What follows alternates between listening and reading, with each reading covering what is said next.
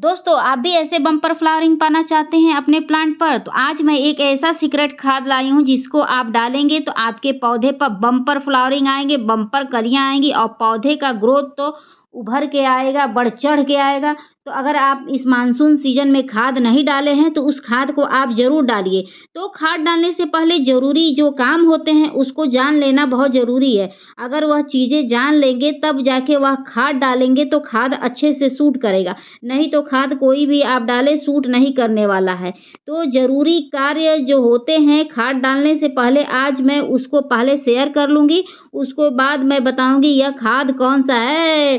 तो पेशेंस के साथ बैठे रहिएगा तभी आपके भी ऐसे पौधे पर फूल वगैरह आएँगे। ये नर्सरी वाले ही डालते हैं तभी उनके छोटे से पौधे पर इतने फ्लावरिंग आते हैं। अब मेरे को समझ में आ गया। तो चलिए आपको भी मैं समझा दूँ और बता दूँ, ठीक है? ये सीक्रेट है जो मुझे बहुत जल्दी पता चल गया है, तो आपसे भी मैं शेयर कर ही लूँ। तो चलिए पहले काम बता दूँ, उसके बाद तब खाद बताऊँगी, ठीक है? तो दिल थाम के बैठे रहिएगा, बिना देर किए चलिए बताते हैं। तो सबसे पहले पौधे की अच्छी ग्रोथ के लिए फूलों के पौधे जो भी होते हैं, उन्हें कम से कम 8 घंटे की सनलाइट प्रॉपर तरीके से ज़रूरी होता है। अगर 8 घंटे की सनलाइट पौधे को नहीं मिलेगी, तो वही पौधा बीमार पड़ जाता है, फंगस का शिकार हो जाता है या पत्तियाँ समय से पहले पीली हो जाती हैं, पत्तियाँ बर्न हो जाती हैं।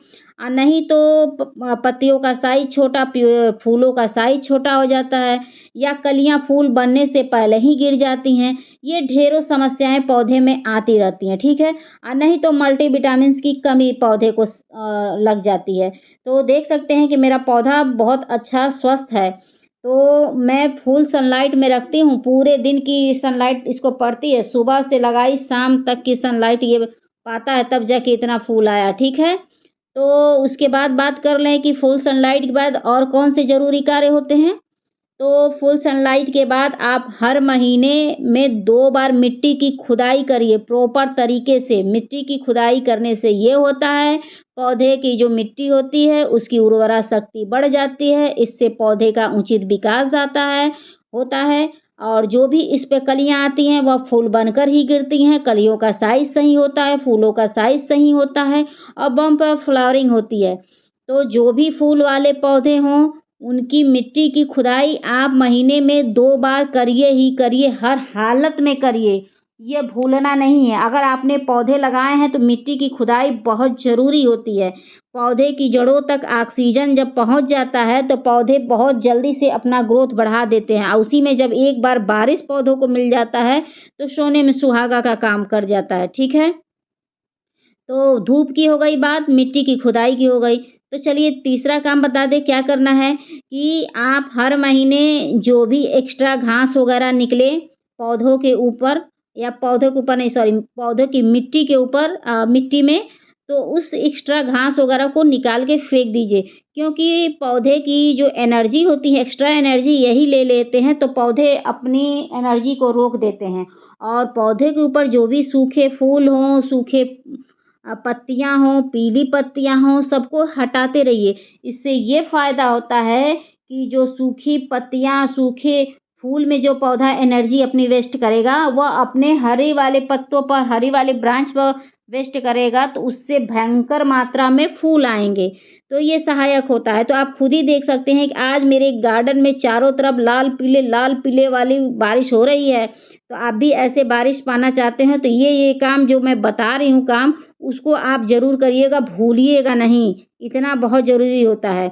मिट्टी की खुदाई धूप प्रॉपर तरीके से, जो भी एक्स्ट्रा घास वगैरह जमे हों, उनको निकाल के फेंक दीजिए। जो भी आपको लगे कि पत्तियाँ पीली हैं, सूखे हुए फूल हैं, उसको भी फेंक दीजिए। महीने में 1 बार कम से कम मिट्टी में कहते हैं ना कि खाद वगैरह डालना बहुत ज़रूरी होता है, ठीक है? और एक चीज़ और बता दें कि अच्छे फूल के लिए हर महीने खाद तो डालना बहुत ज़रूरी होता है। मिट्टी का अच्छा तैयार होना भी बहुत ज़रूरी होता है, तब जाके उस पे फूल अच्छे से आते हैं। आपने हर चीज़ पौधे को दे दिया, अच्छी खुदाई, अच्छा केयर, अच्छा हर चीज़, खाद वगैरह हर चीज़ आपने दिया अच्छा। आपने अच्छी देखभाल भी की, लेकिन अगर आप उसकी मिट्टी अच्छी तैयार नहीं करेंगे, तो फिर बाबा ऐसे फूल नहीं मिलेंगे। तो मिट्टी अच्छी तैयार करना बहुत ज़रूरी होता है। तो मिट्टी अच्छी तैयार करने के लिए आप क्या लेंगे? चलिए तो बताते हैं।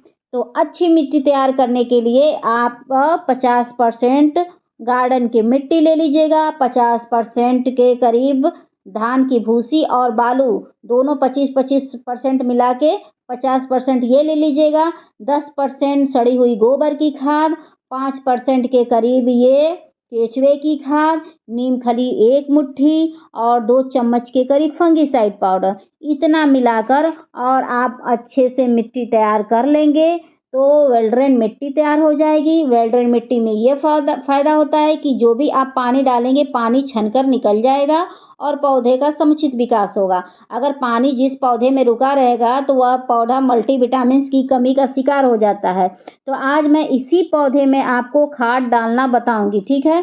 तो मैंने मिट्टी बता दिया आपको, हर चीज़ बता दी। अब चलिए खाद भी आपको लगे हाथ बता देते हैं और डाल देते हैं। तो खाद डालने से पहले कुछ ज़रूरी काम होते हैं जिसको करना चाहिए। देखिए, मैं खाद डालने जा रही हूँ तो मेरे पौधे में जो भी सड़ी हुई पत्तियाँ हैं उसको मैं निकाल के फेंक दूँगी, मिट्टी की खुदाई करूँगी, उसके बाद मैं खाद डालूँगी। क्यों ऐसा करूँगी? क्योंकि अगर इसी में मैं खाद डाल रही हूँ, इसी में सड़ी हुई पत्तियाँ हैं, तो उल्टा सूट करने के बजाय फंगस उत्पन्न करना लगेंगी। इस समय बारिश का समय चल रहा है तो स्नेल वाला कीड़े बहुत जल्दी लगते हैं। तो खाद डालने से पहले अपने गमले की मिट्टी की सफाई कर लीजिए, जो भी आपको लगे अचड़ा-कचड़ा जो भी है उसको हटा दीजिए, उसके बाद तब उसमें उस मिट्टी में खाद डालिए तो वह खाद सूट करता है। तो देख सकते हैं मैं 2 गमलों में डालूँगी और दोनों मेरी पौधे थोड़ा बीमार हैं। एक पे तो पत्तियाँ है ही नहीं और एक की जो पत्तियाँ हैं वो बीमार है, वो मल्टीविटामिन्स की कमी का शिकार हो गई हैं, ठीक है? तो दोनों पौधों में मैं डाल के दिखाऊँगी और दोनों पौधा देखिएगा बहुत जल्दी स्वस्थ हो जाएगा और हैवी मात्रा में ब्लूमिंग करेगा। तो अगर आपके पौधे की पत्तियाँ बर्न हो गई हैं, पत्तियाँ समय से पहले पीली हो रही हैं, कलियाँ झड़ रही हैं, फूल नहीं आ रहे हैं आपके पौधे पर, तो इन खादों को आप डालोगे तो आपके पौधे पर बम्पर फ्लावरिंग आएगी और जितनी भी गुड़हल की समस्याएं हैं सब दूर हो जाएंगी। तो वह खाद चलिए बता देते हैं क्या है। तो वह खाद है मल्टीविटामिन्स। ये मल्टीविटामिन्स है, गुड़हल के पौधे को मल्टीविटामिन्स डालना बहुत ही अच्छा होता है। गुड़हल के पौधे में अगर ये डाल देंगे तो पौधे की जितनी समस्या रहेंगी सब सॉल्व हो जाएंगी और आपका पौधा बम्पर फ्लावरिंग करेगा। तो आपने देखा ही था कि मेरे एक छोटे से पौधे में कितने सारे फूल आए थे और आज मेरे गार्डन में कितनी हरियाली ही हरियाली, ये फूल ही फूल देखने को आपको मिली है। तो मैं दोनों गमलों में 1-1 चम्मच के करीब डाल दूँगी और डालने के बाद अच्छे से मिला दूँगी। तो अगर आपके पास मल्टीविटामिन्स नहीं है खाद, तो एक खाद और ले सकते हैं। आपके किचन से निकलने वाले वेस्ट मटेरियल हैं, उसको आप वेस्ट मटेरियल मतलब समझते हैं? जैसे फलों के छिलके सब्जियों के छिलके, इनको पानी में 2 दिन तक भिगो के रखिए और उसी पानी को छान के पौधे में डालेंगे तो मल्टीविटामिन्स की कमी दूर हो जाएगी। तो गुड़हल के पौधे लगा लेना इतना आसान नहीं होता है कि उसपे आप फूल ला लेंगे, तो उसे बराबर मल्टीविटामिन्स देना पड़ता है, तब जाके उसपे प्रॉपर तरीके से फूल वगैरह आते हैं। ठीक है?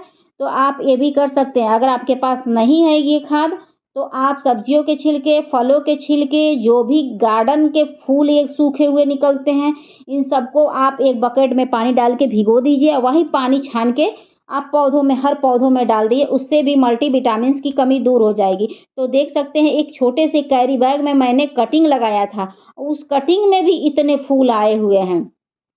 तो मैं यही डालती हूँ, या तो ये मल्टीविटामिन्स वाला खाद डालती हूँ और नहीं तो जो किचन वेस्ट मेरा निकलता है, मैं उसके लिक्विड को हर पौधे में डाल देती हूँ। जो मेरे पास मौजूद रहता है वही मैं डाल देती हूँ और उसी के चलते आज मेरे गार्डन में इतने सारे फूल देखने को आपको मिले हैं, ठीक है? तो जो मैंने आपको बताया है उन चीज़ों को आप फॉलो कर दीजिए। फूल ना आए तो फिर मेरा नाम बदल दीजिएगा। अगर उतना फूल आ जाए आपके गार्डन पर तभी मेरे चैनल को like, subscribe, comment and share करिएगा और मेरे वीडियो को लाइक करिएगा। तो अगर आपने मेरा वीडियो देखा है तो उसके लिए thank you. Bye friend, thank you for watching.